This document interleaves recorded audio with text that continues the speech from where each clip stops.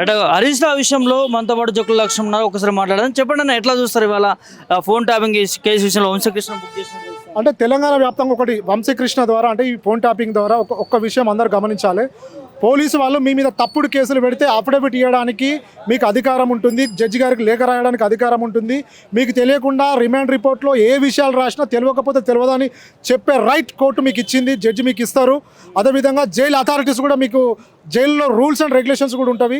వంశీకృష్ణ రాసిన అఫిడవిట్ అది ఉదాహరణకు నిలుస్తుంది తెలంగాణ వ్యాప్తంగా, ఏపీ వ్యాప్తంగా, ఇండియా వ్యాప్తంగా.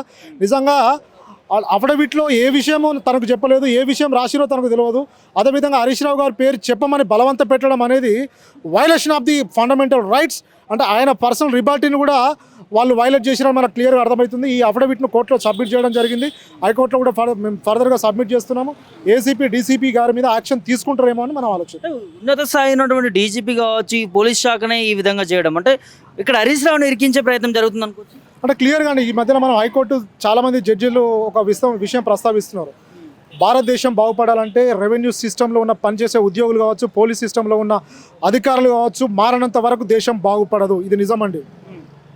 అది జడ్జిలు చాలా జడ్జిమెంట్లో కూడా ప్రస్తావించడం జరిగింది. ఇది వంశకృష్ణ రాసిన అఫిడవిట్ దానికి ఉదాహరణలు ఇస్తుంది. ఏసీపీ డీసీపీ తనను ఏ విధంగా పచ్చి బూతులు తిట్టారో ఈ అఫిడవిట్లో క్లియర్గా రాయడం జరిగింది.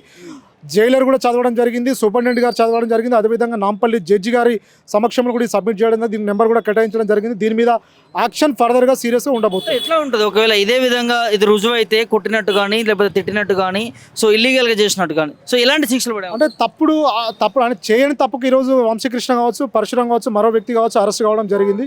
వాళ్ళు తప్పు చేయలేదు, మమ్మల్ని ఇబ్బంది పెట్టి అందులో ఏముందో చెప్పకుండా, అరెస్ట్ ఇంటిమేషన్ కూడా మాకు ప్రాపర్గా ఇవ్వకుండా, మా రిలేటివ్స్ కూడా చెప్పకుండా మమ్మల్ని అర్ధరాత్రి కూడా నానా హింసలు పెట్టి అరెస్ట్ చేశారు. కాబట్టి ఈ అఫిడవిట్ ఇవ్వడం జరిగింది.